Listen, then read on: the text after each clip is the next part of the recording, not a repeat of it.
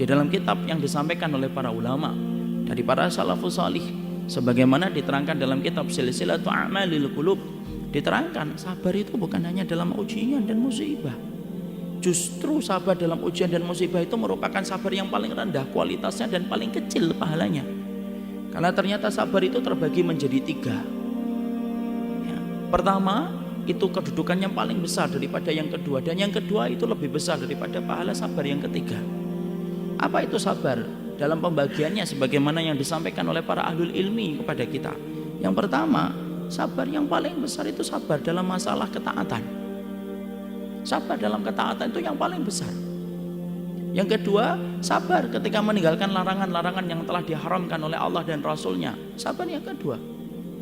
Dan yang ketiga, baru sabar yang ketiga, sabar dalam ujian dan musibah. Kenapa sabar dalam ujian dan musibah menempati posisi yang paling rendah, buncit, dan mendapatkan pahala yang paling kecil di antara sabar-sabar yang kita sebutkan 2 poin yang pertama? Maka diterangkan oleh Abdul Badawi Al-Khalafi dalam kitabnya Ahbabullah. Beliau menyampaikan, ya wajar sabar dalam ujian itu menempati pahala yang paling kecil. Karena antum ketika mendapatkan ujian, tidak ada pilihan bagi antum kecuali 2, ngambil sabar atau tidak sabar, dan dua-duanya tidak merubah kondisi dan keadaan. Antum tiba-tiba mendapatkan telepon jam 1 malam, lalu kemudian dikabarkan di ujung telepon bahwasanya ibu antum meninggal dunia. Antum cuma punya 2 sikap hati. 1, sabar, mengucapkan inna lillahi wa inna ilaihi rajiun, dan itu pun ibu antum tetap meninggal dunia walaupun antum sabar. Yang kedua, antum bisa kemudian marah-marah, banting pintu, kemudian antum bergulung-gulung di atas pasir, mampu. Tapi itu pun kemudian tidak merubah keadaan. Dan yang kemudian diberikan pilihan cuma 2, antum sabar, tidak merubah keadaan itu walaupun antum mendapatkan pahala di sisi Allah, atau antum tidak sabar, itu pun tidak merubah keadaan. Makanya sabar di dalam menghadapi ujian itu sabar yang paling rendah dan paling buncit pahalanya. Lalu kenapa sabar di dalam melakukan ketaatan itu merupakan sabar yang paling besar keutamaannya? Dikatakan oleh Abdul Badawi Al-Khalafi, iya, karena sabar dalam ketaatan itu kita memiliki banyak pilihan yang berlimpah dan pilihan yang beragam, tapi kita tinggalkan semua pilihan-pilihan itu untuk menempati 1 perintah yang Allah berikan. Disitulah Allah itu memberikan keutamaan yang besar. Kenapa? Semakin banyak pilihan-pilihan yang antum bisa pilih dan antum tinggalkan itu karena Allah, lalu antum tetapi ketaatan itu, maka itu sabar yang paling besar keutamaan dan paling dicintai oleh Allah. Antum sholat subuh berjamaah lalu melanjutkan dengan kajian ilmu. Antum punya banyak pilihan sebenarnya. Antum pilihannya bisa sholat di rumah.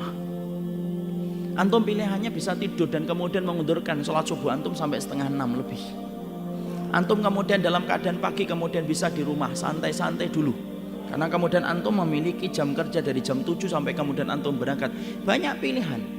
Tapi ternyata ketika kita akan melakukan ketaatan, kita tinggalkan semua pilihan-pilihan itu, kemudian kita tetapi untuk mendatangi masjid melaksanakan sholat subuh, dan istiqamah kita terhadap sholat jamaah yang kita lakukan dan sabar, maka sabar dalam ketaatan pantas. Kalau menempati poin yang pertama, sabar itu merupakan sabar yang paling dicintai oleh Allah dan diridai oleh Allah. Makanya kita akan fokus dalam 3 ini, dan semoga waktunya cukup. Maka kita akan menerangkan sabar dalam taat itu dalam perkara apa saja. Sabar dalam meninggalkan larangan itu apa, dan sabar ketika menghadapi ujian itu bagaimana kita kemudian memahaminya. Kita bahas yang pertama. Sabar yang pertama diterangkan oleh Abdul Badawi Al-Khalafi, ini muridnya dari Syekh Utsaimin rahimahullahu ta'ala. Itu beliau menjelaskan pintu-pintu ketaatan itu banyak. Pintu-pintu ketaatan itu banyak. Dan ternyata kita diperintahkan dalam setiap ketaatan itu diperintahkan untuk sabar. Tapi dalam kesempatan hari ini kita tidak mampu untuk menerangkan semua pintu-pintu ketaatan yang membutuhkan sabar, kecuali kita terangkan 3 saja yang merupakan poin yang paling penting di dalam sabar kita, di dalam menjalankan ketaatan. Apa 3 poin yang kemudian kita pahami dari sabar yang pertama? Sabar dalam ketaatan yang kita betul-betul diperlukan untuk kemudian sabar, yang pertama sabar, yaitu adalah ketika kita menghadapi orang tua kita ketika tua dan sepuh. Nah, ini penting. Karena ternyata dalam kehidupan seseorang, kesolihan itu sangat tergantung bagaimana dengan tingkat baktinya seseorang itu kepada orang tua.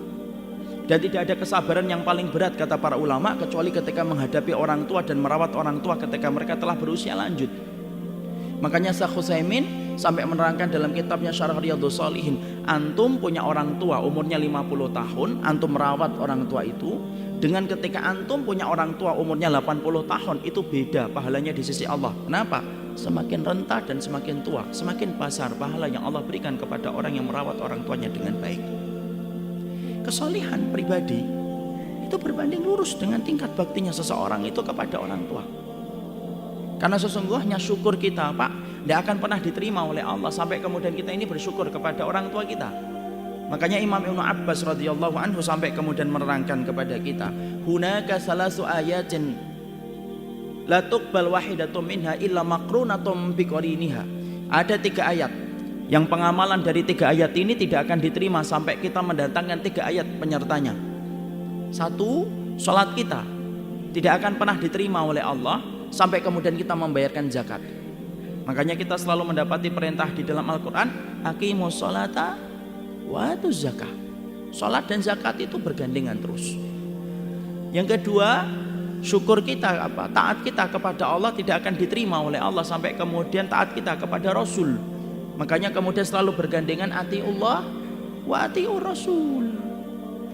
Dan yang ketiga, kemudian Ibnu Abbas itu berkata, syukurnya manusia kepada Allah ditutup pintu langit tidak akan diterima oleh Allah. Allah tidak ada hajat untuk menerima syukurnya manusia sampai manusia itu bersyukur terlebih dahulu kepada ibu dan bapaknya atas segala usaha dan pengorbanan yang telah mereka berikan ketika mereka mendidik anak-anak mereka.